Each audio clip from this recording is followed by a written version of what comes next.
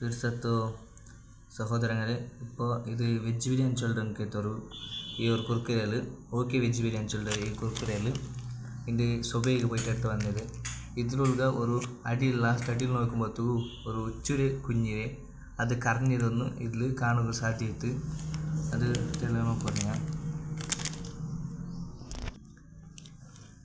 അപ്പോൾ ഒരു ഉച്ചൊരു കുഞ്ഞായിട്ട് ഇരിക്കുന്നത് ಭಾರಿ ಜಾಗ್ರತೆ ಹಾಕೊಳಕ್ಕೆ ಅವರು ಬಿಸಿ ಇಟ್ಟಿದ್ದಾರೆ ಚೊಂದೆಂಗೆ ಇಪ್ಪತ್ತ ಕಾಲத்தில் ಎಲ್ಲರೂ ಇದ್ರೆ ಇರ್ತಿತ್ತು ಎಲ್ಲ ಮಕ್ಕಳು ಇದ್ರೆ ಬೇರೆಗೆಲ್ಲ പോയിട്ട് ഈ വെജ് ബിരിയാണി ചൊല്ലിയ കുർക്കുരത്തിൽ ಎಲ್ಲ ತಿಂಡೋಲ್ಲಾರು അതുകൊണ്ട് ഞങ്ങളെ മക്കളെ ഞങ്ങൾ ആയത്ര ഒരു ಜಾಗ್ರತೆ ಹಾಕೋಣ ചൊന്നെങ്കിൽ ഇങ്ങനത്തെ ഒരു കുർക്കുരയപ്പ എല്ലാവരും എടുത്തുകൊള്ളാറ് ആയതുകൊണ്ട് എല്ലാവരും ഇങ്ങനത്തെ ഒരു കുർക്കുര ആവട്ടെ ലേസ് ആവട്ടെ ഏത് എടുക്കുമ്പോൾ തൂത്തില്ല നോക്കിയിട്ട് ಜಾಗ್ರತೆ ആക്കിയിട്ട് ഞങ്ങളെ മക്കളെ ജീവ കാപ്പാടുക വേണ്ടിയിട്ട് ഞങ്ങൾ സഹകരിക്കണം അതുകൊണ്ട് ഇതെല്ലാവരും ആയത്ര നിങ്ങൾക്ക് എത്ര ഓടും അത്ര ഷെയർ ആക്കിയിട്ട് എല്ലാ മക്കളെ ഒരു ಜೀವನದ ಒಲಿಪಾಟ್ರಂಕತೆ ഒരു ಸಹಕಾರ ಹಾಕಿ ತರುನುಂಟು. ಪ್ರೀತಿಯ ಸಹೋದರ ಸಹೋದರರೇ, ನನ್ನ ಹೆಸರು ಅಬ್ದುಲ್ ಮುಸ್ಲಾರ್. ಬೆಳ್ತಂಗಡಿ ತಾಲೂಕು ಮುಂಡಾಜಿ ಗ್ರಾಮ ಸೋಮಂತಡಕ ಎಂಬಲ್ಲಿ ನಡೆದ ಸತ್ಯ ಘಟನೆವಾಗಿರುತ್ತದೆ ಈ ವಿಷಯ.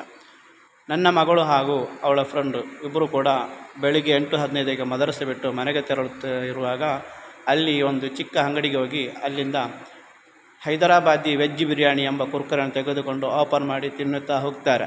ಒಬ್ಬಳು ಅರ್ಧ ತಿಂದು ಇನ್ನೂ ಅರ್ಧ ನನ್ನ ಮಗಳಿಗೆ ಕೊಟ್ಟು ಅವಳು ತಿನ್ನುತ್ತಿರುವಾಗ ಅವಳ ಕೈಗೆ ಸುಟ್ಟ ಹಾವಿನ ಮರಿಯೊಂದು ಗೋಚರವಾಯಿತು. ಗಾಬರಿಗೊಂಡ ಮಗು ಮನೆಗೆ ಬಂದು ನನಗೆ ತೋರಿಸಿದಾಗ ನಾನು ಅದನ್ನು ಪರಿಸಿದಾಗ ಅದು ಸುಟ್ಟ ಹಾವಿನ ಮರಿಯೊಂದು ನನಗೆ ಗೋಚರವಾಯಿತು.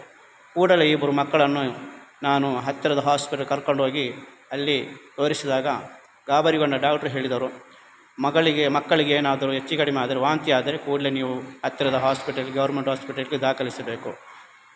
ನಂತರ ಮಕ್ಕಳಿಗೆ ರೆಸ್ಟ್ ತಗೊಳ್ಬೇಕಂತ ಹೇಳಿದರು.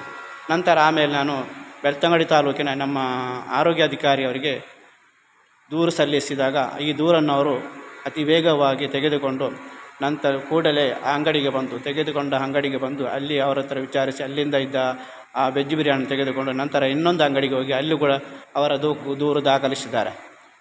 ನಂತರ ನಾವು ತೆಗೆದುಕೊಂಡ ಈ ವೆಜ್ ಬಿರಿಯಾನಿ ಇದು ಮೈಸೂರು ಲ್ಯಾಬ್ಗೆ ಹೋಗ್ತದೆ.